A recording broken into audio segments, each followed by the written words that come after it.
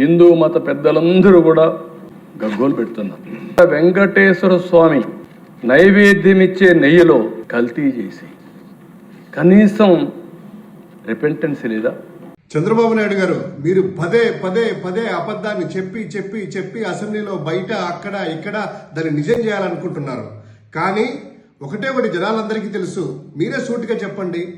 Tender పిలిచిన తర్వాత supply జరిగింది మీ హయాంలోనే, టెస్ట్లో ఫెయిల్ అయింది మీ హయాంలోనే, ఆ 4 ట్యాంకర్లు రిజెక్ట్ చేసింది మీ హయాంలోనే, తర్వాత రిజెక్ట్ చేసినటువంటి 4 ట్యాంకర్ నెయ్యిని తిరిగి తిరుపతి వెంకటేశ్వర స్వామి పవిత్ర లడ్డూలో వాడింది మీ హయాంలోనే. అంటే పరమ పవిత్రమైనటువంటి లడ్డూలో కల్తీ నెయ్యి జరిగింది మీ హయాంలోనే. మీరు కదా క్షమాపణ చెప్పాల్సింది. మీరు ఎలా ఉందంటే కనుక దొంగే దొంగ దొంగ దొంగ అన్నట్టుంది. ఖచ్చితంగా ఈ యొక్క పరమ పవిత్రమైనటువంటి వెంకటేశ్వర స్వామికి క్షమాపణలు చెప్పి తీరాల్సింది తమరే బాబు. ఆ యొక్క హిందూ మతాన్ని మనం అందరం కాపాడుకోవాలి.